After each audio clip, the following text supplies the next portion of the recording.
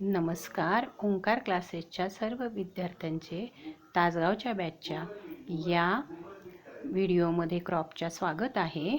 आता आपण सोयाबीन नावाचा क्रॉप सुरू करतोय की ज्याच्यामध्ये ट्रॅडिशनल क्रॉपमध्ये आपण त्याला सुरुवात कालच केली होती आणि त्याच्यातला आपल्याला पुढचा पॉईंट सुरू करायचा आहे. Soil, climate, intercropping, sowing, crop rotation, fertiliser, manures, irrigation हे सगळे पॉईंट्स आपण पूर्ण केलेले होते. आता प्लांट प्रोटेक्शनमध्ये आपण पेस्ट अँड डिसीजेस बघणार आहोत. पहिल्यांदा पेस्ट आहे. Stem borer causes serious damage by tunnelling the stem and side branches. Stem borer म्हणजे खोड पोखरणारा. तो काय करतो? सिरियस डॅमेज करतो. टनेलिंग म्हणजे काय? टनेल तयार करतो. टनेल म्हणजे छिद्र. ॲक्च्युली टनेल शब्दाचा अर्थ बोगदा असा होतो, पण स्टेममध्ये छिद्र तयार करतो, होल तयार करतो. अँड साईड ब्रँचेस म्हणजे बाकीच्या ब्रँचेसमध्ये. It can be control by spraying the crop with chlorpyrifos 20 EC. 20 EC एवढं क्लोरोपायरिफॉस आपण त्याला फवारल्यानंतर त्याचं कंट्रोल होऊ शकतं. दुसरा काय आहे बघा? पॉड बोरर म्हणजे पॉड शेंगा पोखरणारा. It is controlled by using chlorpyrifos 20 EC. नंतर अदर इन्सेक्ट्स काय? The pest which also found to attack soybean are hairy caterpillar एक अळीची अवस्था आहे, अळी. White flies and aphids should be checked by suitable control measure. म्हणजे त्याच्यासाठी तुम्ही सुटेबल कंट्रोल मेजरचा वापर करा. आता डिसीजेस पहिला आहे बॅक्टेरियल ब्लाईट सिम्टम्स.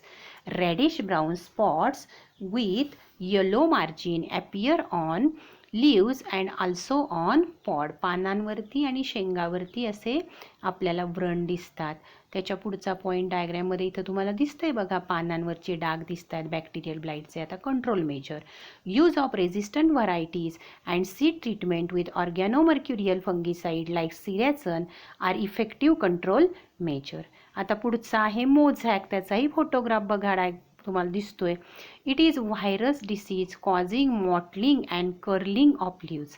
मॉटलिंग आणि कर्लिंग म्हणजे पानं गुंडाळतात. मॉटलिंग म्हणजे ती साधारणतः ड्राय व्हायला लागतात, डिस्ट्रक्ट व्हायला लागतात. पिटिओल्स अँड इंटरनोड्स आर शॉर्टन. पिटिओल्स माहिती आहे तुम्हाला, पानाचा देठ. इंटरनोड्स हे शॉर्ट होतात म्हणजे स्टेमवरचे असणारे इंटरनोड छोटे होतात. Especially early infection result in to the stunted plant growth. त्यामुळं पिकाची वाढ, रोपाची वाढ, प्लॅन्टची वाढ प्रॉपर होत नाही, ती खुंटते. Control measure. The control measure include spraying of the crop with profenofos 50 EC to control vector. म्हणजे आपल्याला प्रोफेनोफॉसचं 50 ECचं सोल्युशन फवारायचं आहे. Which spreads virus or using healthy seeds for sowing. किंवा आपण हेल्दी सीड्स सोईंगसाठी वापरल्या तरी हा प्रॉब्लेम सॉल्व्ह होतो. याच्यानंतर आहे leaf spots symptoms. Reddish brown spot appear on the upper surface of the leaves. तुम्हाला इथं फोटोग्राफमध्ये दिसत आहेत. Spots also appear on the all other plant part except रूटशिवाय सगळीकडे हे सिम्टम्स किंवा आपल्याला स्पॉट्स दिसतात. इन्फेस्टेशन इज सिव्हिअर ड्युरिंग नोव्हेंबर-डिसेंबरमध्ये जास्त याचा प्रादुर्भाव होतो. Control measure. Seed treatment with thiram or carbendazim and spraying the crop with mancozeb आपल्याला करायचे are the recommended control measures for leaf spot. आता डाउनी मिल्ड्यू. पुन्हा फोटोग्राफ बघा. स्मॉल क्लोरॅटिक म्हणजे पिवळ्या रंगाचे spots which later on become greyish dark brown.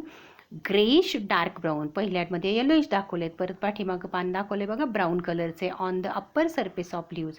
Lower side of leaves shows whitish downy growth. आणि तिथं पांढरट डाउनी म्हणजे वाढ झालेली बुरशीसारखी आपल्याला बघायला मिळते. Control measure. Seed treatment with thiram or carbendazim and growing resistant varieties are effective control measure. काही नाही आलं तर एक लक्षात घ्यायचं, डिसीजच्या बाबतीत लिहून ठेवायचं, ग्रो डिसीज रेझिस्टंट व्हरायटी. एक पॉईंट आपल्याला कन्फर्म सगळ्यांच्यामध्ये कॉमन असा सांगता येतो. त्याच्यानंतर हार्वेस्टिंग आहे बघा. Soybean matures in 90 to 120 days. It is harvested when leaves turn yellow and starts dropping. पानं गळायला लागतात, पानं पिवळी पडतात, त्यावेळेला त्याचं हार्वेस्टिंग केलं जातं. The pots also turn yellow and dry. Pots when pressed by hand cracks. ज्यावेळेला आपण हाताने शेंगा दाबतो त्यावेळेला त्या क्रॅक होतात म्हणजे फुटतात. At harvesting time the moisture content in the grain should be 15 to 17%. Harvesting is done either by pulling the plant or cutting. Whether integrated pest and disease management is possible in soybean. लक्षात घ्या, सगळ्या पिकांच्या बाबतीत आपण integrated pest management and disease management करू शकतो. Them near the ground level.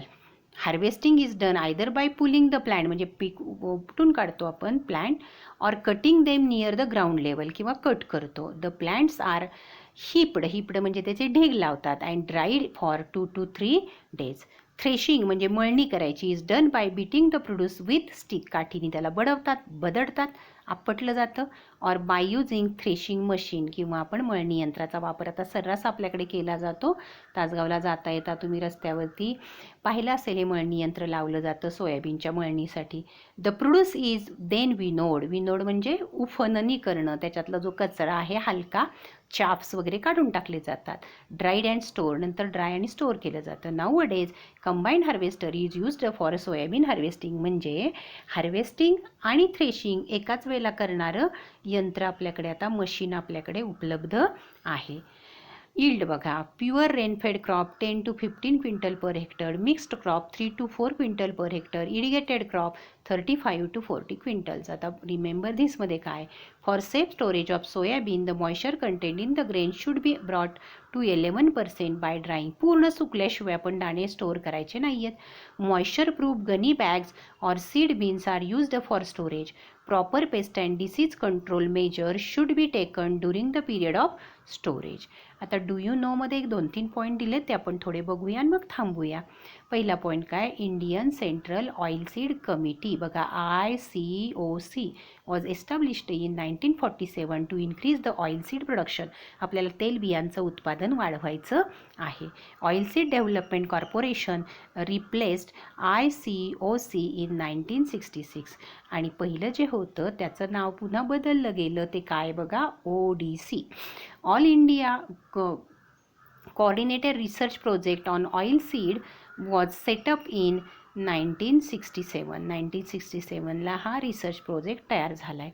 Technology mission on oil seed was established in 1986. या पद्धतीनं आपण सोयाबीन हे पुढचं क्रॉप पूर्ण केलं.